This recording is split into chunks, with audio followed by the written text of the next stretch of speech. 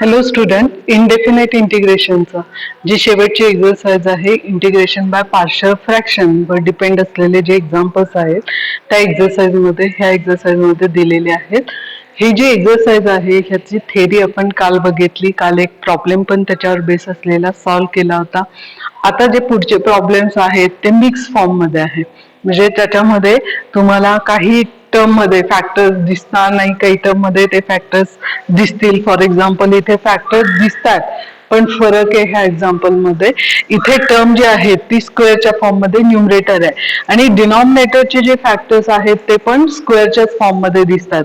अशा टाईपच्या एक्झाम्पलला वेगळ्या पद्धतीने म्हणजे बाय सबस्टिट्यूशन सुरुवातीला सॉल्व्ह करावं लागतं आणि नंतर जी आपली पार्शियल फ्रॅक्शनची मेथड आहे ती घ्यावी लागते. त्यामुळे आजच्या ज्या तासाला आपण जे एक्झाम्पल्स बघणार आहोत ते व्हर्टिकल व्हेरियस टाईपचे असतील.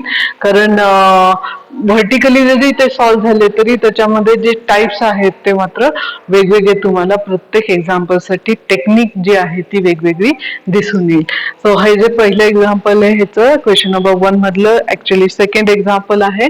या एक्झाम्पल मध्ये ह्या टर्मला आपल्याला इंटिग्रेट करायचं विथ रिस्पेक्ट टू एक्स ने. पण व्हॅल्यू जी दिली आहे न्यूमरेटरला स्क्वेअरचा फॉर्म आणि डिनॉमिनेटरला जे फॅक्टर्स दिलेत ते पण स्क्वेअरच्या फॉर्म मध्ये आहे. म्हणून टर्म सुरुवातीला आपण पुट करणार आहोत x square is equal to t. ह्या टर्मचं इंटिग्रेशन घ्यायचं नाही, ह्याला पहिल्यांदा सिम्प्लिफाय करायचं आणि मग शेवटी इंटिग्रेशन घ्यायचं. नसेल तर आपण आतापर्यंत काय करतो, जी टर्म पहिले दिलेली आहे त्याला इंटिग्रेट करून टाकतो पहिल्यांदा. ह्या टर्मसाठी ते ऍप्लिकेबल नाही. पहिले ती टर्म फक्त लिहायची आणि त्या टर्म मध्ये जिथे जिथे एक्स स्क्वेअर दिसतो तिथे तिथे टी सबस्टिट्यूट करायचं. कारण आपण डेरिव्हेटिव्ह घेणार नाहीये. डेरिव्हेटिव्ह घेतलं तर मग कॉम्प्लिकेशन्स वाढतात. फक्त जिथे एक्स स्क्वेअर आहे तिथे टी सबस्टिट्यूट करा. तुम्हाला टर्म कशी दिसेल, T upon T plus 1 T -2 t plus 3. असे टोटल तुम्हाला आता सिम्प्लिफाईड फॉर्म मध्ये सिंगल फॅक्टर्स दिसतात आणि ते सिंपल दिसतात. म्हणून ह्याला 3 फॅक्टर असल्यामुळे 3 अननोन कॅल्क्युलेट करायचा.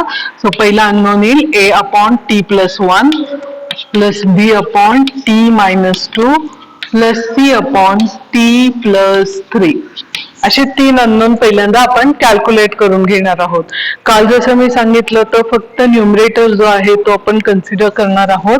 Numerator t is equal to A into उरलेल्या 2 फॅक्टरनी त्या टर्मला मल्टिप्लाय करायचं. T -2 t plus 3 plus B into उरलेले 2 जे फॅक्टर्स आहेत त्यांनी टर्म मल्टिप्लाय करा. T plus 1 t plus 3 plus C into उरलेले जे 2 फॅक्टर्स आहेत ते येतील टी प्लस 1 अँड टी -2. आलेली ही जी व्हॅल्यू आहे याच्यावरून unknowns A B C calculate करण्यासाठी पहिल्यांदा पहिला फॅक्टर 0 करूयात. पहिला फॅक्टर आहे t plus 1 is equal to 0 implies t is equal to -1. कालची जी आपण प्रॉब्लेमची मेथड यूज केली होती ती सर्व मेथड आता आपण यूज करणार आहोत. फरक फक्त लक्षात आला असेल, इंटिग्रेशन न घेता सबस्टिट्यूट पहिल्यांदा करून घ्यायचं. फॅक्टर्स जे आहेत ते कॅल्क्युलेट करून घ्यायचे. अननोन्स जे आहेत ते मिळतील आपल्याला. टी प्लस 1 0 घेतोय याचा अर्थ बी ची व्हॅल्यू 0 येईल आणि सी ची इथे व्हॅल्यू 0 येईल. फक्त आपल्याला -1 ही टर्म ह्या टर्म मध्ये सबस्टिट्यूट करावं लागेल. सो जिथे जिथे टी दिसतोय तिथे तिथे -1 सबस्टिट्यूट करा. -1 is equal to A into -1 -2 -1 plus 3. Calculation करूयात. -1 इज इक्वल टू इथे कॅल्क्युलेशन होईल -3 आणि इथे येईल 2. 6 होईल -6 इकडे शिफ्ट करा. So A is equal to -, plus 1/6. हा आपल्याला मिळाला ए. पहिला ए आपण कॅल्क्युलेट केला. आता बी साठी put second factor 0. Second factor t -2 is equal to 0 implies t is equal to 2.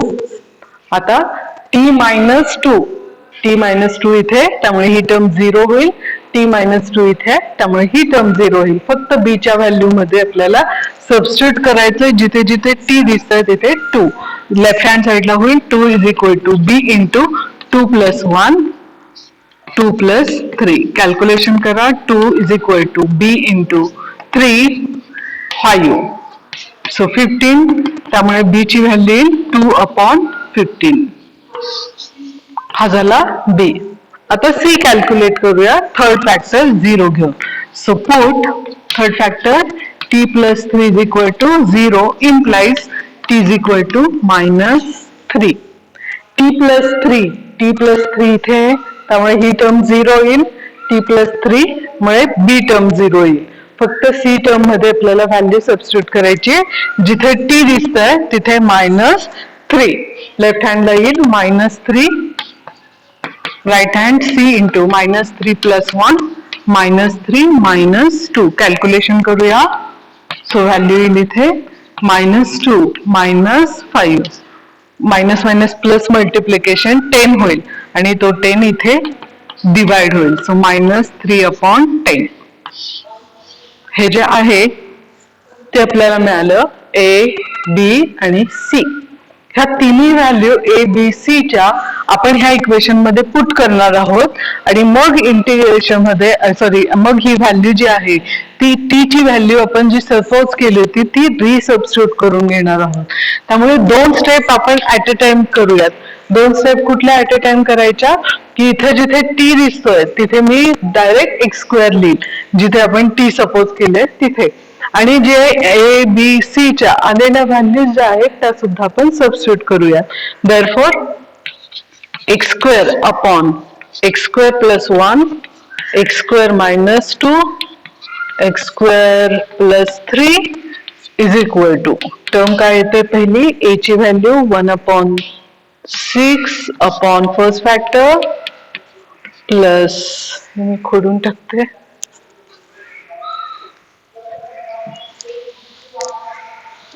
So term मिळेल पहिल्यांदा x² 1/6 अपॉन x² + 1. b ची value 2/15 upon x² - 2. Third term -3/10 upon x² + 3. So given जे प्रॉब्लेम आहे त्याची value आपण ही simplify केली. आता ह्या टर्मचं इंटिग्रेशन जे आहे त्यात आपण कन्सिडर करणार आहोत. Integrating on both hand side. Integrating on both side असं म्हणायचं. आणि ही जी टर्म आहे ती इंटिग्रेशनच्या फॉर्म मध्ये आता लिहून घेणार आहोत. हे खोडून टाकते मी आता, जागा नाहीये. टर्म कशी येईल आता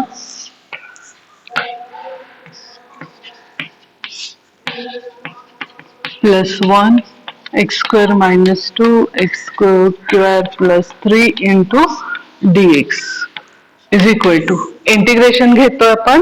त्यामुळे इंटिग्रेशनची जी टर्म आलेली आहे ती term A, B, C integration साइनच्या बाहेर येईल आणि पहिल्या टर्मसाठी, दुसऱ्या टर्मसाठी आणि तिसऱ्या टर्मसाठी इंटिग्रेशन सेपरेट घ्यायचं. सो पहिल्या टर्मची value integration 1/x² + 1 into dx plus दुसऱ्या टर्मची व्हॅल्यू इथे लिहिते मी 2/15 integration 1/x² - 2 into dx. Third term minus आहे तो -3/10 इंटिग्रेशन 1/x² + 3 इंटू dx. आता ह्या टर्मसाठी इंटिग्रेशनच्या ह्या टर्मसाठी आपल्याला फॉर्म्युला जो आहे तो यूज करायचा आहे. फॉर्म्युला यूज करण्यासाठी टर्म आठवा. व्हॅल्यू जी आहे ती 1/, हा बेसिक फॉर्म्युला आहे x² + a² किंवा tan इनव्हर्सचा डायरेक्ट तुम्हाला फॉर्म्युला सुद्धा आठवत असेल ती लिहायची. इथे टर्म जी आहे ती 1/x² - a² पाहिजे आणि a² म्हणजे कॉन्स्टंटला स्क्वेअरच्या फॉर्म मध्ये कन्व्हर्ट करण्यासाठी आपण काय करतो रूट आणि स्क्वेअरिंग करून घ्यायचं. सो कॉन्स्टंटला स्क्वेअर पाहिजे आपल्याला, इथे पण कॉन्स्टंटला स्क्वेअर पाहिजे जेणेकरून फॉर्म्युला जो आहे तो यूज करायचा. आणि हे इंटिग्रेशन आता लिहिण्याची गरज नाहीये, ती व्हॅल्यू आपण इंटिग्रेशन आय ने इंडिकेट करूया. सो 1/6 पहिल्या टर्मचा फॉर्म्युला तुम्ही लिहू शकता tan inverse x direct formula आहे. कॉन्स्टंट जो आहे तो सगळे इंटिग्रेशन पूर्ण झाल्यावरच इंडिकेट करायचा. दुसरी टर्म व्हॅल्यू 2/15 इंटिग्रेशन कॉन्स्टंटला स्क्वेअरच्या फॉर्म मध्ये पहिल्यांदा लिहा, स्क्वेअर अँड स्क्वेअर रूट अशा फॉर्म मध्ये लिहून काढायचं. Next term 1/x² plus √3 bracket square into dx. आता ह्या टर्मसाठी फॉर्म्युला येईल 1/x² प्लस a स्क्वेअरचा, आणि इथे प्लस साइन असल्यामुळे tan इनवर्सचा फॉर्म्युला येईल. व्हॅल्यू त्या पद्धतीने घ्यायची. टर्म येईल 1/6 tan inverse of x plus 2/15. हा फॉर्म्युला आठवा. 1/2a, a ची व्हॅल्यू लॉग ऑफ फॅक्टर्स आपण लिहितो. पहिला फॅक्टर येईल x मायनस √2 अपॉन दुसरा फॅक्टर येईल x प्लस √2. -3/10 व्हॅल्यू आता ह्याची जी आहे ती व्यवस्थित घ्यायची. 1/a tan inverse of x/a हा बेसिक फॉर्म्युला आहे. सो 1/a म्हणजे तिथे a ची value tan inverse of x/a. हा फॉर्म्युला झाला. आपलं सगळे इंटिग्रेशन पूर्ण झालंय, त्यामुळे प्लस सी इंडिकेट करायचा. आता सिम्प्लिफाय काय काय होतंय ते बघा. हा 2 ह्या 2 ला कॅन्सल होईल, तो कॅन्सल करायचा. नंतर इथे एक रूट कॅन्सल होईल, इथे एक रूट शिल्लक राहील, ती व्हॅल्यू आपण इंडिकेट करायची. बाकी पहिली टर्म आहे तशीच. 1/6 tan inverse of x plus 1/15 √2 log of x minus √2 x plus √2 minus √3/10 tan inverse of x upon √3 plus c, आणि हेच आपलं फायनल आन्सर असेल. सो ह्या पर्टिक्युलर एक्झाम्पल साठी आपण काय काय केलं. पहिल्यांदा जी व्हॅल्यू दिली होती त्या व्हॅल्यूला सपोजिशनच्या फॉर्म मध्ये नेलं, म्हणजे सबस्टिट्यूट केली टर्म. सबस्टिट्यूट व्हॅल्यू केली x² = t, आणि नंतर जे अननोन्स आहेत, फॅक्टर्स 3 असल्यामुळे 3 अननोन्स जे आहेत ते पर्टिक्युलरली पहिल्यांदा कॅल्क्युलेट करून घेतले. त्या अननोन्सला आणि ते सबस्टिट्यूशनला एकत्रित करून एक टर्म तयार केली. ही जी टर्म आहे ती इंटिग्रेट केली. मग इंटिग्रेशनच्या आयने ती व्हॅल्यू इंडिकेट केली, आणि जो राईट हँड साइड आहे त्या राईट हँड साइडला इंटिग्रेशन पहिल्या, दुसऱ्या आणि तिसऱ्या टर्मसाठी वेगवेगळं केलं. हे करत असताना इंटिग्रेशन मध्ये आपले जे फॉर्म्युलेज आहेत ते सगळे आठवायचे. त्यातला कुठला फॉर्म्युला ह्या टर्मसाठी आहे ते बघायचं आणि तो फॉर्म्युला यूज करायचा. इथे x² फॉर्म मध्ये, त्यामुळे स्क्वेअरचे जे फॉर्म्युलेज आहेत 1/x² चे, ते x² मायनस a² असेल किंवा x² प्लस a² असेल. प्लस साइन असेल तर tan इनवर्सचा फॉर्म्युला, मायनस असेल तर फॅक्टरायझेशनचा जो लॉगचा फॉर्म्युला आहे तो यूज करायचा, आणि त्या पद्धतीने सिम्प्लिफिकेशन जे आहे ते करायचं. सिम्प्लिफाईड फॉर्म मध्ये जे आन्सर येईल तेच आपलं शेवटचा आन्सर असेल. अशा पद्धतीने हा जो प्रॉब्लेम आहे तो आपण कम्प्लीट केलाय. नेक्स्ट प्रॉब्लेम मध्ये आपल्याला फॅक्टर्स कॅल्क्युलेट करावे लागतील. आयते दिलेले नाही, जसे इथे फॅक्टर्स आयते दिलेले होते तसे आयते नसणारे पहिल्यांदा कॅल्क्युलेट करावं लागेल ते फॅक्टर. त्या टाईपचं एक एक्झाम्पल बघूयात.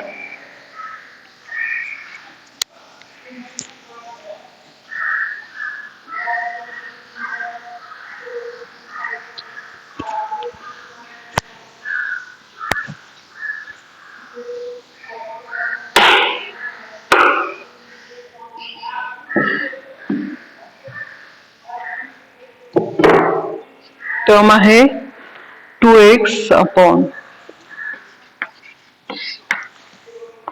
4 minus 3x minus x². So ही गिवन टर्म आहे. ह्याला आता डायरेक्ट इंटिग्रेट करू शकतो आपण, कारण डिनॉमिनेटर हा मोठा आहे, न्यूमरेटर लहान आहे. सो इंटिग्रेशनच्या आय मध्ये ही टर्म इंडिकेट करा इंटिग्रेटिंग दिस टर्म. व्हॅल्यू जी आहे ती फॅक्टराइज नाही दिलेली डिनॉमिनेटरला, आणि म्हणून ह्या पर्टिक्युलर एक्झाम्पलला सॉल्व्ह करण्यासाठी तुम्ही मागची जी मेथड आहे, आपण एक प्रॉब्लेमचं मेथड बघितली ती px plus q upon ax² plus bx plus c, अशी जी मेथड बघितली ती मागच्या एक दोन नाही जास्त म्हणजे जास्त दिवस झाले असतील त्याला. त्यावेळेस ही जी मेथड यूज केली होती त्यात काय केलं होतं आपण, px plus q is equal to a into derivative of this term. Derivative घ्यायचा d/dx of ax² plus bx plus c plus b, आणि अननोन ab कॅल्क्युलेट करायचे. ती व्हॅल्यू न्यूमरेटरला कन्सिडर करायची. हे पर्टिक्युलर हे एक्झाम्पल त्या मेथडनी सॉल्व्ह केलं जाऊ शकतं. पण आता हे या एक्सरसाइज मध्ये म्हणून तुम्हाला मी हे या पद्धतीने देते, जे आपलं पार्शल फ्रॅक्शनची मेथड चालली आहे त्याच पद्धतीने. परीक्षेमध्ये काहीच अडचण नाही तुम्हाला. आयदर तुम्ही ह्या मेथडनी करा किंवा आत्ताचे आपण जे सोल्युशन सॉल्व्ह करणार आहे त्या मेथडनी करा. दोन्हीचा आन्सर एकच येणार आहे आणि दोन्ही मेथड ह्या करेक्ट असतात, कुठेच चुकत नाही किंवा आपण कुठल्या मेथडनी करावं असं काही नाही. तुम्हाला जे सोपं वाटेल ह्या पर्टिक्युलर एक्झाम्पलसाठी, जी मेथड तुम्हाला सोपी वाटेल आत्ताची किंवा ही मागे आपण बघितलेली ती कुठलीही यूज केली तरी चालू शकते. आता हे फॅक्टर्स आहेत म्हणून पहिल्यांदा फॅक्टर्स डिनॉमिनेटरचे पाडून घेऊया. त्याच्यासाठी आपण डिनॉमिनेटर कन्सिडर करूया सेपरेट, कारण सारखी सारखी ती टर्म सगळी लिहावी लागते नाही तर.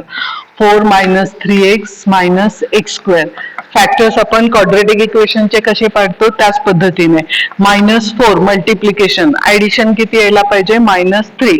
सो 4 आणि 1 minus 3.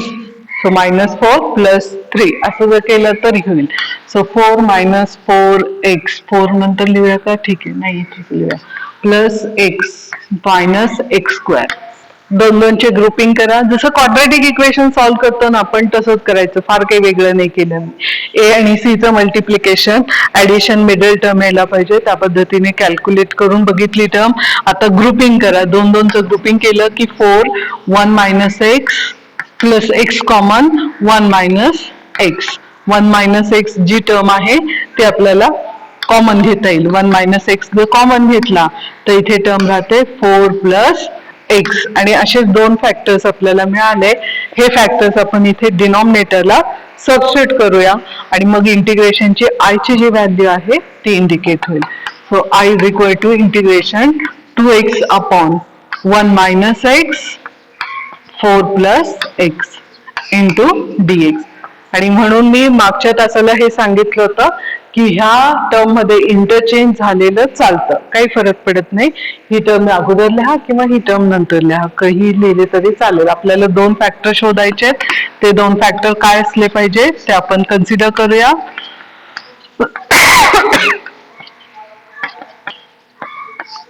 a upon first factor plus B upon second factor. आणि हे ए बी कॅल्क्युलेट करण्यासाठी जी मेथड आपण यूज करतो तीच. Numerator is equal to A into जी फॅक्टर व्हॅल्यू येईल ती येईल 4 plus 3 plus B into 1 minus x.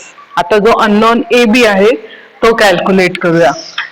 त्याच्यासाठी करूया first factor 0. So put x 1 minus x is equal to 0 implies x is equal to 1 आहे. टर्म सबस्टिट्यूट करा इथे. So b ची व्हॅल्यू 0 येईल, टर्म व्हॅल्यू येईल 2 into 1 is equal to a into 4 plus 1. Calculation करा 5a. therefore a is 2/5. हा a मिळाला आपल्याला जो आहे 2/5 च्या फॉर्म मध्ये. बी कॅल्क्युलेट करण्यासाठी सेकंड फॅक्टर 0 घेऊया. सेकंड फॅक्टर आहे 4 plus x is equal to 0 implies x is equal to -4 मिळेल आपल्याला. ही जी व्हॅल्यू आहे ती सबस्टिट्यूट करा ह्या इक्वेशन मध्ये. टर्म बी ची जी आहे ती मिळेल, ए ची व्हॅल्यू 0 होईल. सो टर्म येईल 2 into -4 b into 4 sorry 1 minus minus plus 4. So -8 is equal to 5b. Therefore b is equal to -8 upon 5. हा मिळाला a, हा मिळाला b. मिळून इंटिग्रेशन i ची जी व्हॅल्यू आहे ती इंटिग्रेशन i ची नवीन व्हॅल्यू जी आहे ती आपण लिहू शकतो. I become a upon first factor 1 minus x plus b upon b ची व्हॅल्यू निगेटिव्ह आहे.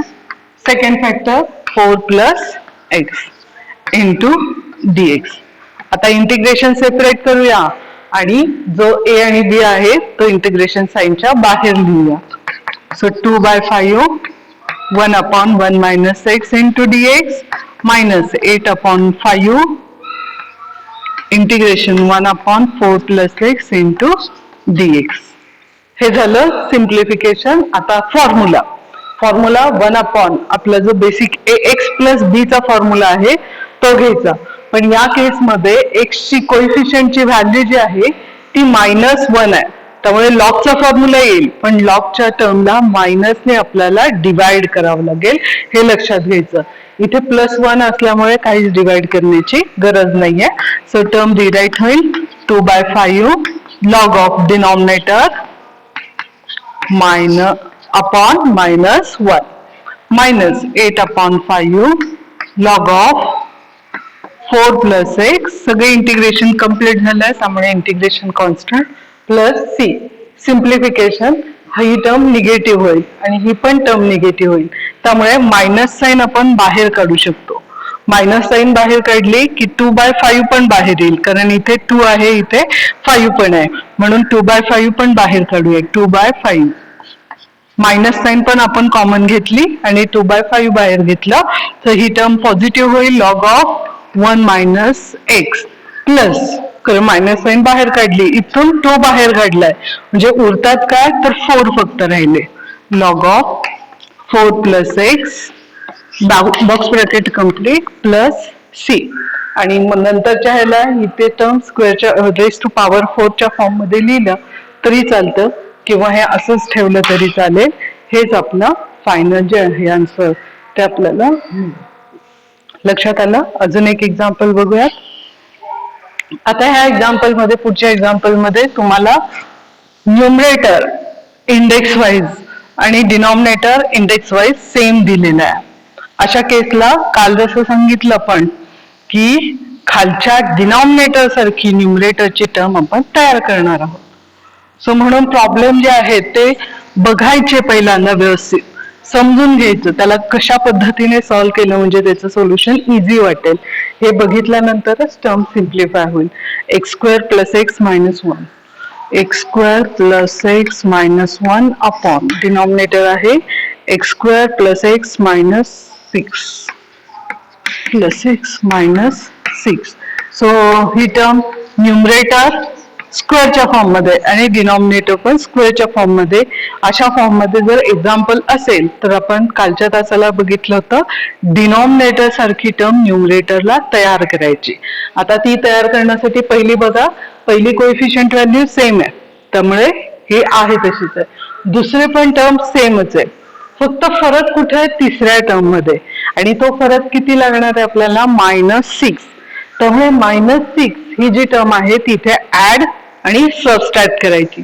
साहजिक आहे -6 अगोदर पाहिजे, त्यामुळे त्या पद्धतीने ऍड आणि सबस्ट्रॅक्ट जो आहे तो न्यूमरेटरला करायचा.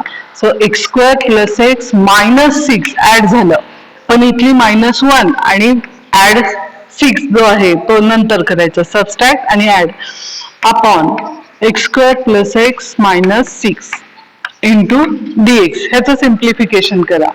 सो कन्व्हिनियंट साठी पहिल्या 3 टर्मला ब्रॅकेट टाकायचा, कारण ह्या टर्मचं ग्रुपिंग आपल्याला इथे डिवाइड करून घ्यायचंय. इथे टर्म होईल +5 upon x² + x - 6 into dx.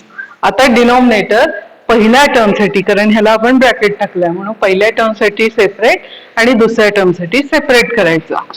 So denominator separate करूया. फर्स्ट टर्म साठी इंटिग्रेशन पण सेपरेट घेतलं मी, आणि सेकंड टर्म साठी आता जे सिम्प्लिफिकेशन आहे ते करूया. टर्मला टर्म कॅन्सल होईल, value in 1. Integration of 1 +5 integration of he term फक्त राहील. कारण 1चं इंटिग्रेशन सोपं आहे. 1चं इंटिग्रेशन घ्या, टर्म इन x +5, आणि ह्याला सिम्प्लिफाय करावं लागेल म्हणून आपण ह्याला I1 ने इंडिकेट करायचं. आणि हे जे आहे इक्वेशन तुम्ही कुठल्याही नंबरने इंडिकेट करा किंवा अल्फाबेटने इंडिकेट केलं तरी चालेल. कॅपिटल लेटर सहसा यूज नका करू, कारण ते आपल्याला कॅल्क्युलेट करावं लागतं. सो टर्म सिम्प्लिफाय करा. I1 साठी 1 upon x² + x - 6 into dx. परत हे क्वाड्रॅटिक इक्वेशन सारखं सॉल्व्ह केलं तरी, म्हणजे याला परत 2 ऑप्शन आहे. आयदर मागच्या आपण जे एक्झाम्पल सॉल्व्ह केलेत त्या पद्धतीने करा, एक्सरसाइज 2 मध्ये आपण जे केलेले 3.2 मध्ये त्या पद्धतीने करा, किंवा आता जी मेथड आपण यूज करणार आहोत ती फॅक्टरायझेशनची ती यूज करा, काही फरक पडत नाही. एक्झाम्पल फॅक्टराइज करून घेऊया. -6 त्याचं हे कसं पाहिजे फॅक्टर +1 पाहिजे. सो 3 आणि -2 multiplication -c addition +1. So x² direct factors येतील याचे x+3 आणि x -2. हे जमलं पाहिजे ना, नसेल तर कच्चं कॅल्क्युलेशन करा आणि मग ती जी व्हॅल्यू आहे ती इंडिकेट करा. आता हे 2 फॅक्टर आहे, याचा अर्थ 2 अननोन्स आपण कन्सिडर करूयात खालच्या स्टेपला. So a upon first factor plus b upon second factor. Numerator is equal to, so numerator 1 आहे इकडे, a into x -2 plus b into x plus 3 अशी टर्म तयार होईल.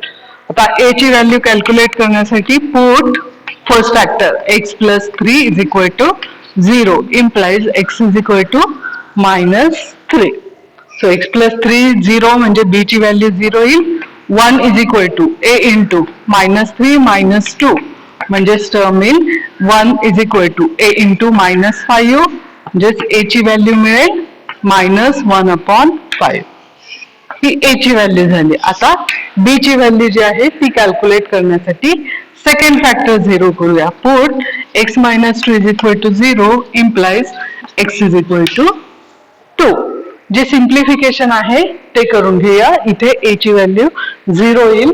1 is equal to टर्म होईल b 2 plus 3 कॅल्क्युलेशन करा into 5. So b मिळेल तुम्हाला 1/5. हा 1/5 हा आलाय -1/5. आलेल्या 2 व्हॅल्यू ह्या इंटिग्रेशन i मध्ये आपण कन्सिडर करूया. सो i ची व्हॅल्यू हे खोडून टाकतो मी आता.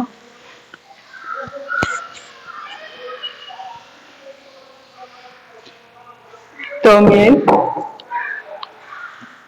I1.